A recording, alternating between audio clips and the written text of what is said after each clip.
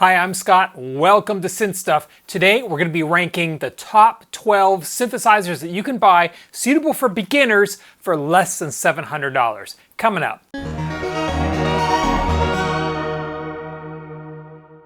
I did a version of this video a couple of years ago.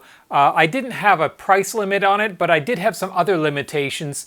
That was that they are subtractive synthesizers, so your typical oscillator, filter, envelope, and maybe effects that a beginning synthesis might want to use in order to learn subtractive synthesis. So it has to be a subtractive synth. That means no FM. I mean, it can have FM, but it doesn't have to have only FM. So like I said, oscillator, filter, amplitude, effects, maybe. It also has to have a key bed. Whoa!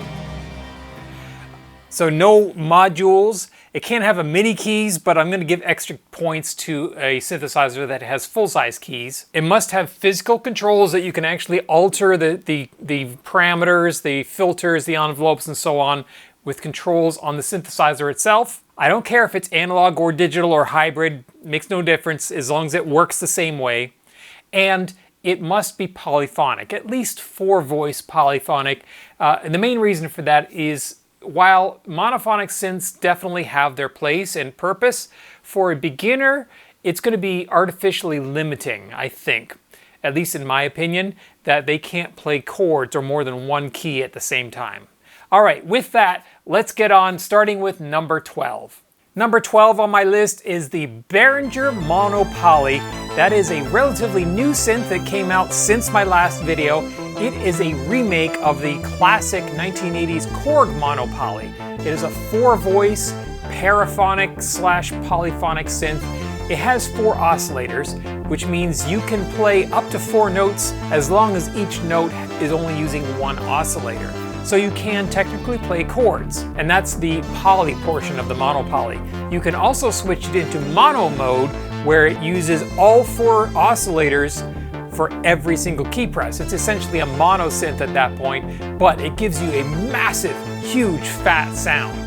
It's from the same era as the Korg Poly 6, which I have sitting over there. Behringer Mono Poly is fully analog. It's an actual recreation of the original Korg Mono Poly, and it looks like the Mono Poly, which kind of looks like the Korg Poly 6 from the same era.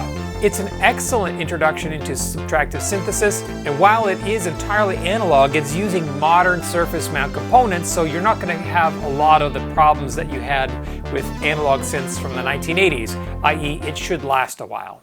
Number 11 on my list is also from Behringer. It's the Behringer DeepMind 6, also for $600. I had the DeepMind 12 on my previous list, but it does not make the $700 cut, so this time we're going to be talking about the DeepMind 6.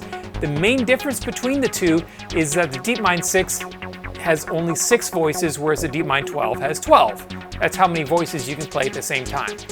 It was modeled primarily after the Juno 106, the classic from Roland, so the design and the sound is pretty much the same as the 106, more or less.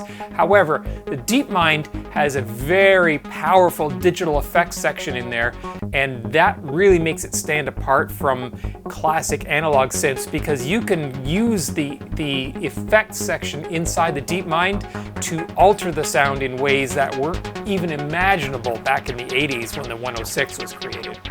It does have a relatively simple panel layout that lets you do and learn subtractive synthesis. However, the controls that are not on the panel, and particularly for the effects, are buried in levels of menus. The menu system on the DeepMind is not bad, but there is a fair bit of menu diving that you'll have to get used to in using the DeepMind. It does have a 32-step sequencer and channel aftertouch, so kind of like the Montage M7, you have aftertouch, but it affects all the notes being played, not polyphonic like a Hydro synth. It does sound really good, but a lot of that really good sound is actually coming from the FX. Doesn't mean that it's not as good. I mean, it still sounds good. It's just that the oscillators and the filters and things don't have a lot of character to themselves, and they kind of rely on the FX to sound good. If you want to spend another $200, you can get the DeepMind 12 for $800 rather than $600. I'd actually recommend that simply because with a 6-note polyphonic synth, it doesn't take a whole lot to run out of polyphony. particularly if you're using notes that have a long release tail. You could play a chord, you play a second chord, and you're out of voices already, you're going to end up with note stealing. So if you can afford the extra $200, I'd recommend going for the DeepMind 12. Number 10, the Korg Minilogue XD. $680. When I covered this 2 years ago, it was $730, so it's come down by $50. The Minilogue XD is extra digital, I think. It's a hybrid synthesizer. It's analog and digital. So it has analog oscillators and a digital oscillator. It has analog filters and envelopes. You get 2 analog oscillators and 1 digital oscillator per voice, and a total of 4 voices. So again, if you're going to be playing a lot of complex chords with tails and things, you might want to think about a different synthesizer. But it does have that digital oscillator that you can load custom digital oscillators into. You can download them off the internet. People actually write them and produce them. If you have a Korg NTS-1, the digital oscillators that you can load into this are the same that you can actually load into the Minilogue XD. It does have FM and wavetable capabilities because of that digital oscillator, and it does have a 16-step sequencer, which is kind of limited, but it's there. It has some pretty decent quality effects as well. I had this one higher on my list last time. It's come down a little bit simply because it's been around for quite a while, and I think there are probably better choices for the price. Number 9, the Yamaha MX49. At $470, this was $550 2 years ago, so it's come down by $70. I actually owned one of these, and it is not strictly a virtual analog synthesizer, it's more of a rompler. Kind of like the Montage. In fact, it is from the same genealogy line as the Montage. The MX49 has a subset of the motif samples in it. So it has all the pianos, EPs, organs, strings, fairly good selection of what you would get from a Modi-X or a Montage. But it also has samples of standard subtractive waveforms, sine waves, sawtooth, triangle, square waves, that sort of thing. And you can modify those sounds with the digital filter and envelope controls. As a result, you can actually use the MX49 as a traditional subtractive synthesizer. Now the MX49 is a full 49 key, full-size key bed, and it is perfect for gigging. It's lightweight, it has all the sounds that you're ever going to need in a live environment.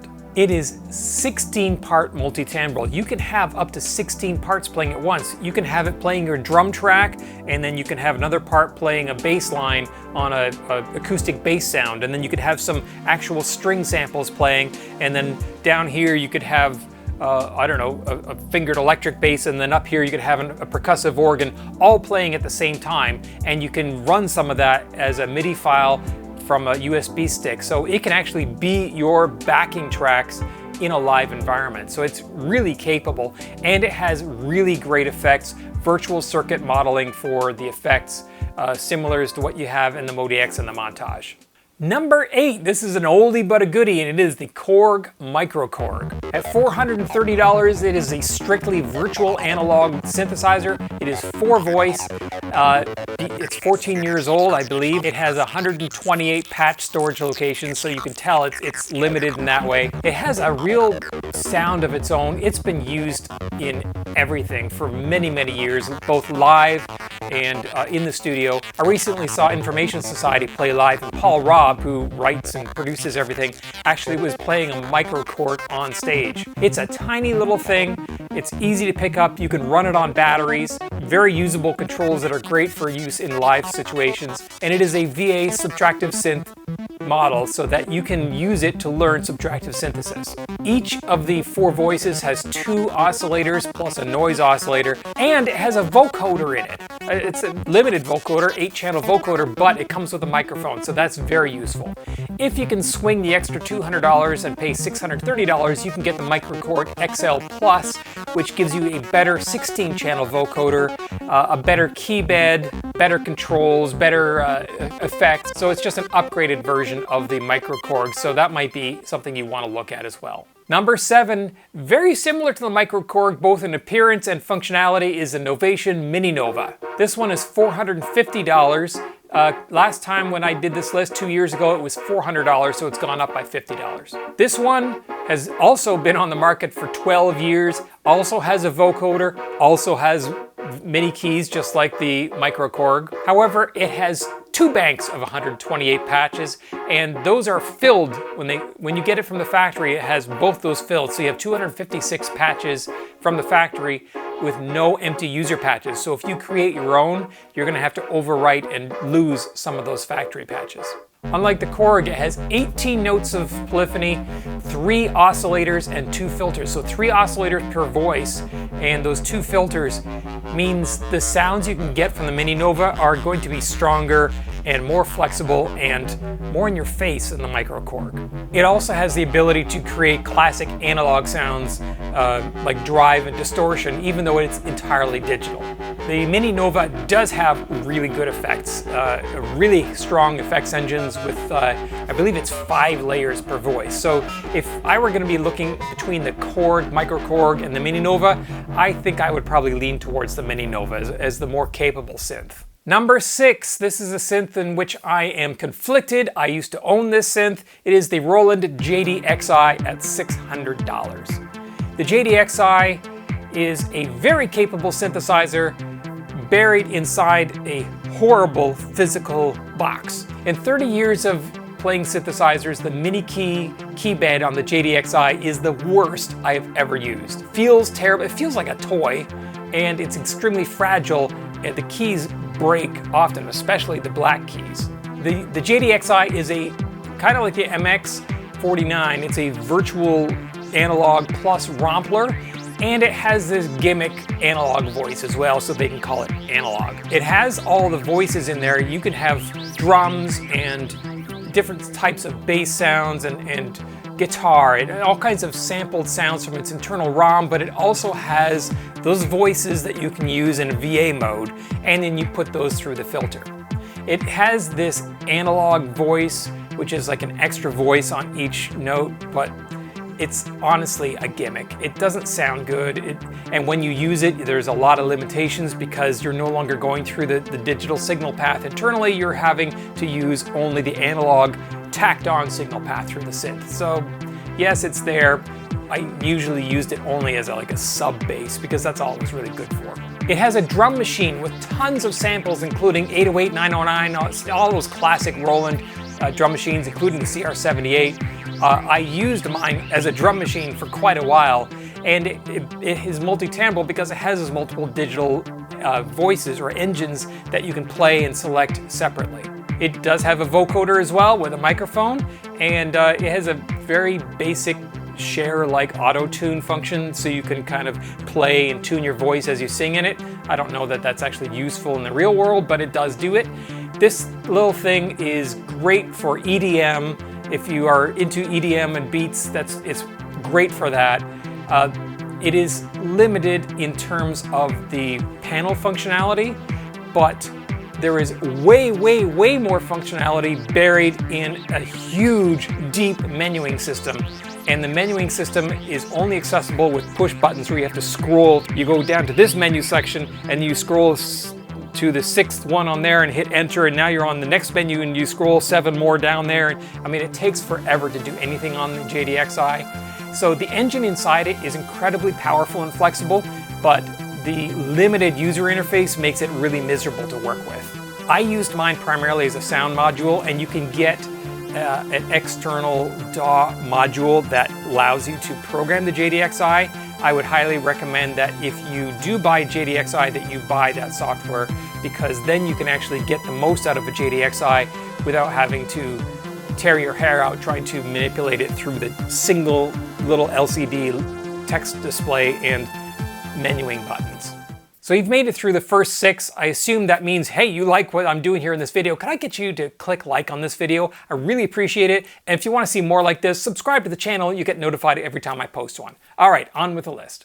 Next on my list, number 5, the Modal Cobalt 5S at $490. I wasn't going to include this one because Modal was pretty much going away and out of business. However, they have been bought. Modal has been in bankruptcy for at least a year. I think it's more than a year now. And it didn't look good for them, but the company in China that they contracted to do their builds of their hardware originally has turned around and actually purchased Modal. So now the factory that was manufacturing the synthesizers for Modal now owns Modal. So it looks like Modal will continue as a going concern.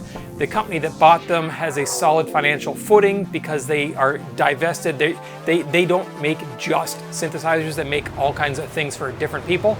And so it looks like Modal will be a going concern, so that's why I included the 5S. The Cobalt 5S is a cut down version of the Cobalt 8. I have the Cobalt 8X, which has the more keys. The Cobalt 8 has 37, the Cobalt 8X has 61, or 61 I think.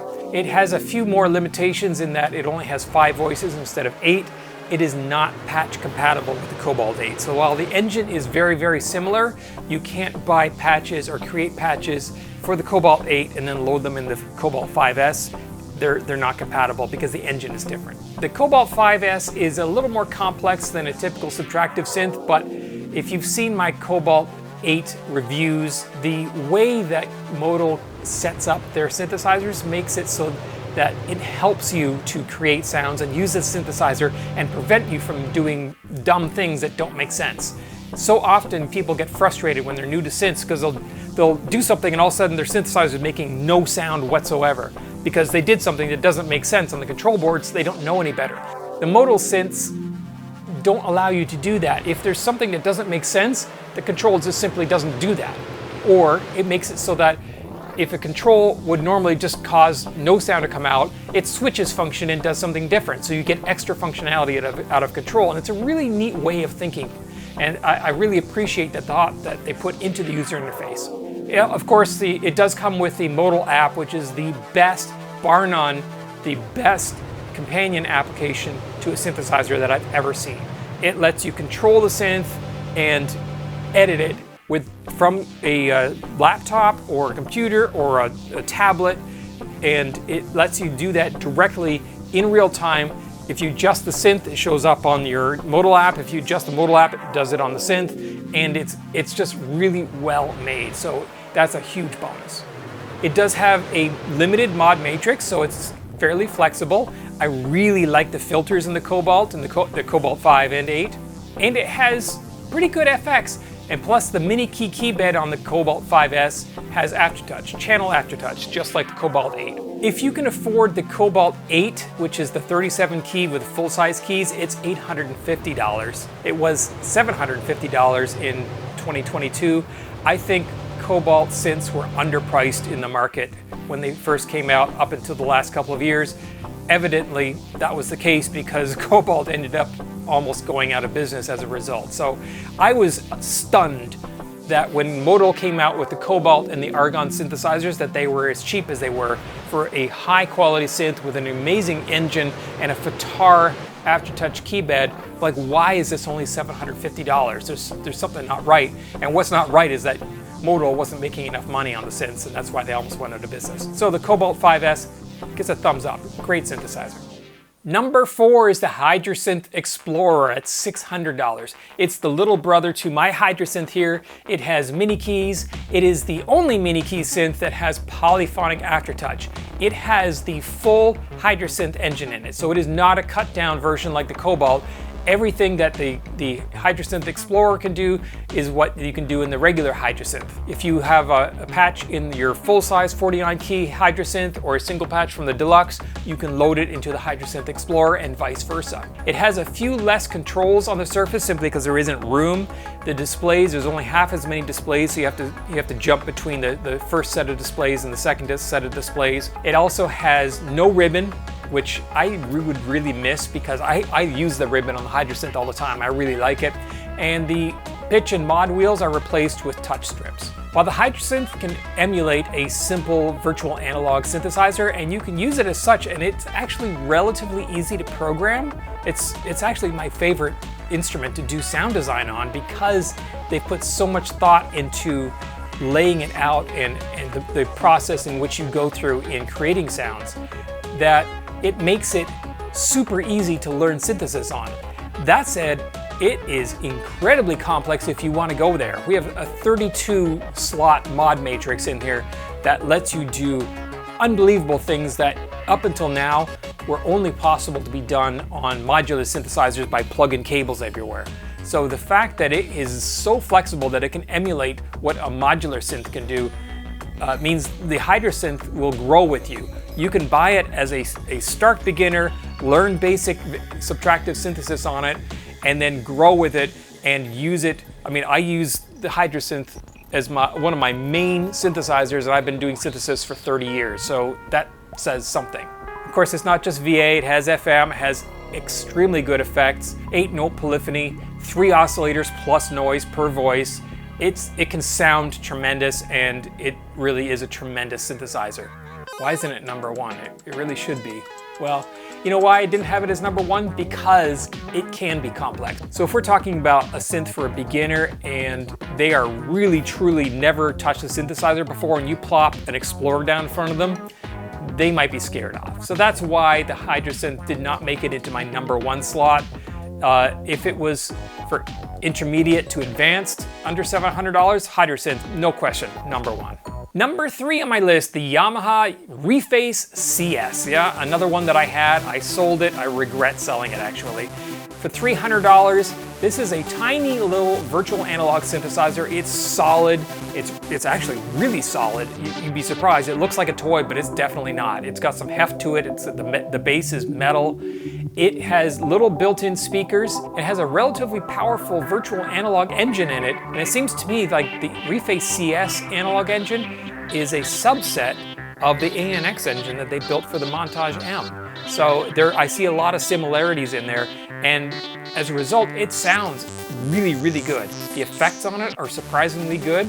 It lacks a sequencer. It has a looper, which is of limited use. It does have FM. It does have a full knob per function capability. You can run it on batteries. You cannot do patch storage on it. You can't save a patch or load a saved patch. You can if you hook it up to your computer or your tablet or your phone, and you can connect it to the Yamaha SoundMondo website, and then you can store patches on the website, and you can browse other patches that people have made and then load them into your Reface CS. But once it's in there, you only have one, and you can't save it for later.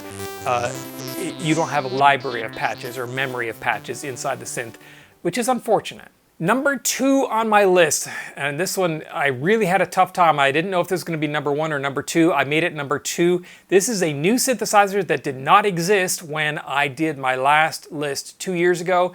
The Arturia Mini Freak at $600. The Mini Freak is built on the Micro Freak, so you'll see, if you're familiar with the Micro Freak, you'll see a lot of similarity. You'll be very familiar with how to work the Mini Freak. It has, rather than capacitive touch keys, it has mini keys with aftertouch. It has a 6-voice engine with 2 digital oscillators per voice. It is unashamedly digital. There is nothing virtual analog about this. It sounds digital. It is digital. It does still have the subtractive synth paradigm, so you do have the filters and envelopes and so on, but it has a huge number of different engines, just like the Micro Freak.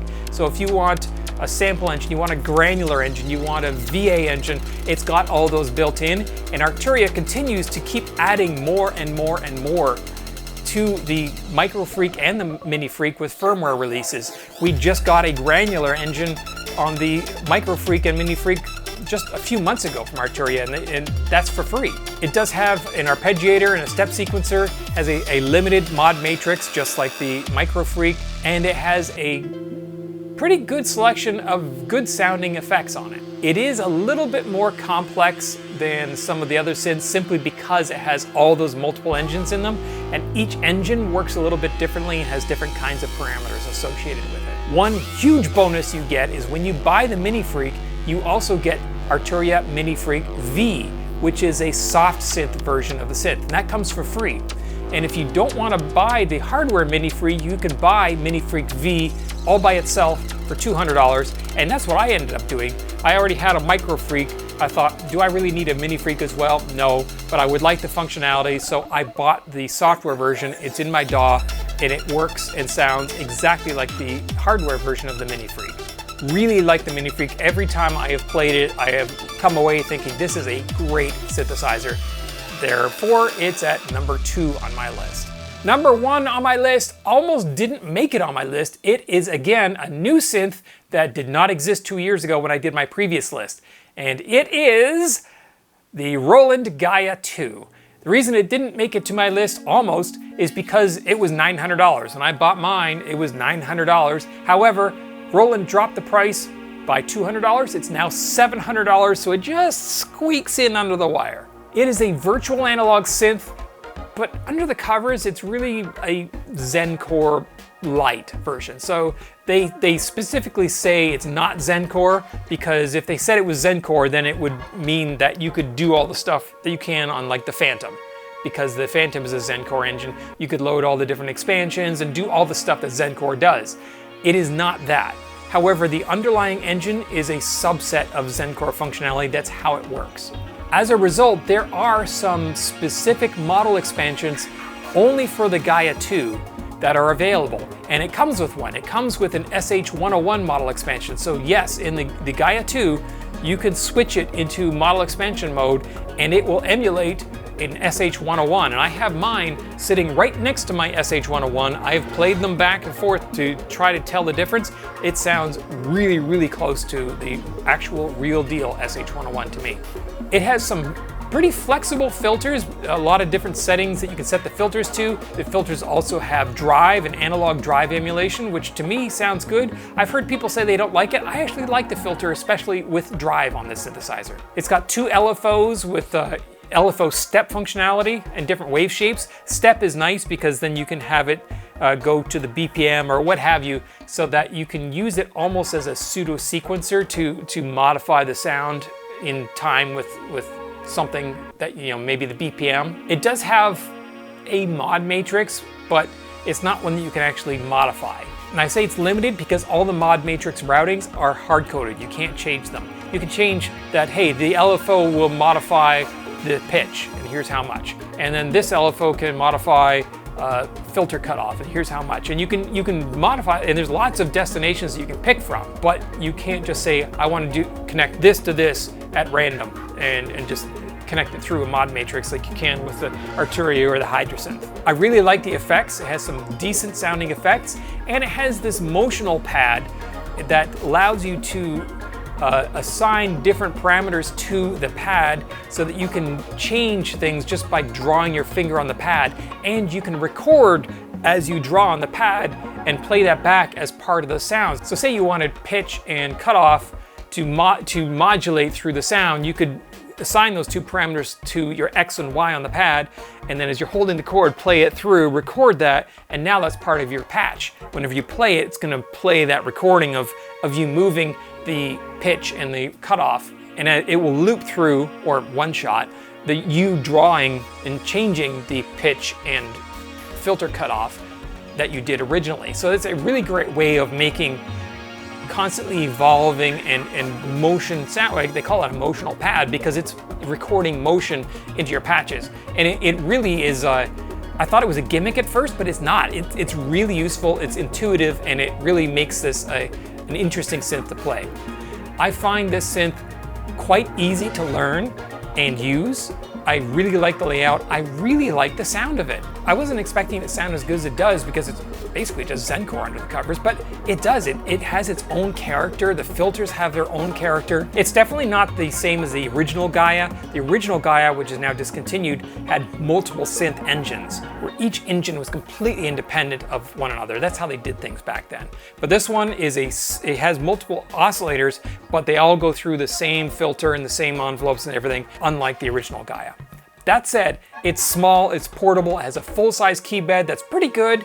It has lots of great factory sounds, it's easy to program, and it's easy to learn. So that's why the Gaia 2 is my #1 beginner synth for under $700. Now, I know every time I do one of these top X number of synth videos, I get all kinds of people that say, well, what about this one? What about that one? Well, great, if you have an opinion different than mine, please leave it in the comment section below. I learn a lot about some synths from those comments. I know there's a few times where I've done these things and people said, hey, what about that synth? I'm like, What was I thinking? I totally forgot that one. So please, yes, leave your comments in the comment section below and let me know what you think of my list. And if I could get you to please click like on this video, it really helps me out when you do that. And of course, subscribe to the channel. That helps me more than anything else. Thanks for watching.